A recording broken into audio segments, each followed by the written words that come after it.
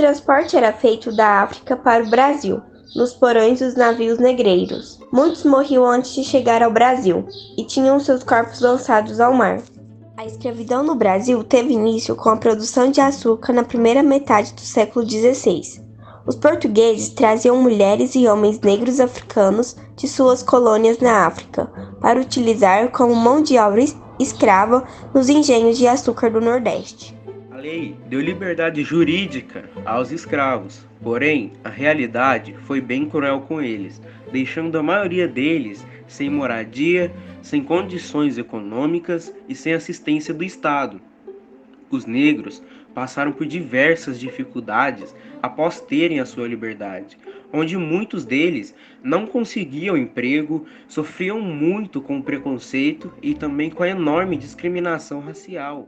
Em 1850, o Brasil cedeu às pressões inglesas e aprovou a Lei Eusébio de Queiroz, que acabou com o tráfico negreiro.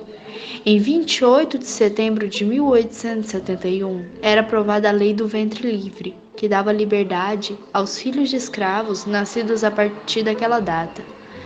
E no ano de 1855, era promulgada a Lei dos Sexagenários, que garantia a liberdade dos escravos com mais de 60 anos. Meu nome é Lindamar, eu tenho 56 anos. Oi, meu nome é Hannah, eu tenho 15 anos. O que é racismo para você? Racismo para mim é um ato de superioridade. Geralmente quando as pessoas brancas se acham superiores às pessoas de pele negra. Avaliar uma pessoa pela cor, pela raça, né? pela etnia dela. Às vezes a pessoa ela é super competente, ela exerce a mesma função que um outro, mas como ela é negra, ela tem menos chance. E por ser mulher e negra, aí as chances realmente são bem menores. Infelizmente, né? As pessoas não deveriam ser avaliadas pela cor, né? Mas sim pela competência. Você já sofreu algum caso de racismo? Ou conhece alguém que já sofreu? Eu sou uma mulher negra de pele extremamente clara, eu sou bem clarinha, como vocês podem ver. Então, atos de racismo não são tão frequentes na minha pessoa pela cor de pele, né? Como a gente sabe, quanto mais retinta a pessoa, mais racismo ela tá, né, adepta a sofrer. Eu era ainda criança, isso me marcou muito, sabe, Patrícia? E nós morávamos numa cidade pequena, em Itumbiara, Goiás, não sei se vocês conhecem. E nós éramos pessoas simples, né? Morávamos lá e assim, naquela época, os pais, né, de cidade de interior, normalmente levavam as crianças para ir na praça, sentar, aí tinha pipoca, enfim, era assim, era um lugar de diversão mesmo, de verdade. E aí, Patrícia, eu tinha uns 6, 7 anos no máximo, e eu fiquei com sede, menino, né? Lá é uma cidade quente. E aí eu fui lá para pedir, juntamente com meu irmão, que infelizmente faleceu, né, o Itamar. Só que o Itamar era branquinho e eu mais queimadinha, né? E a gente pediu água para ele, pro senhor lá que zelava da praça, né? Aí ele falou assim, eu vou dar água só para ele, você não, porque você é negra. Mesmo assim que ele falou aquilo lá em tom de brincadeira, porque não foi, porque ele insistiu e ele não me deu água de verdade, eu saí muito triste e isso me marcou muito. Mas eu, na minha experiência individual, como uma pessoa clara, já passei por algumas situações. Eu e minha mãe é branca, e meu pai, uma vez a gente foi ao supermercado, e minha mãe saiu, e ficou eu e meu pai, e o segurança começou a seguir a gente, como se a gente fosse fazer alguma coisa, como se a gente fosse criminoso até mesmo. E várias vezes foi consequente na minha vida, assim, na minha experiência, e várias outras vezes eu já fui ao mercado, em lojas, e as pessoas me seguiram como se eu fosse fazer alguma coisa. É um desafio, né? Diário.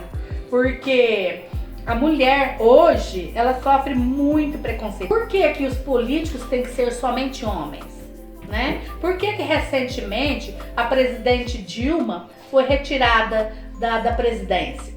Será que é porque ela realmente não tinha competência, né? Então, assim, é uma questão muito séria isso daí.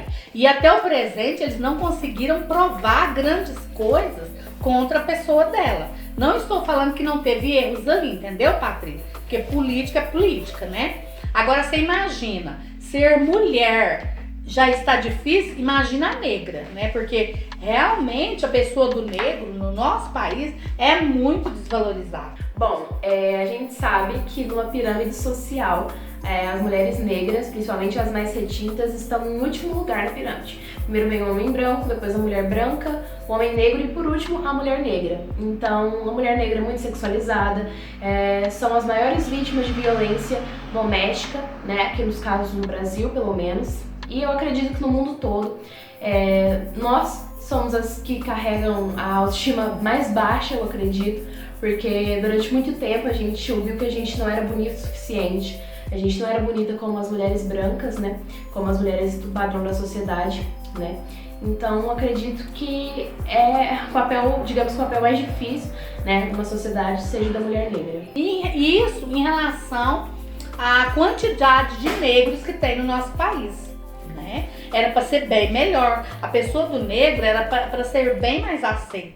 Embora existem movimentos em prol da pessoa do negro, eles trabalham a conscientização e tudo, a gente vê que realmente tem muito que melhorar. O Brasil ainda é um país racista, mas cabe a nós fazer a diferença para mudar isso.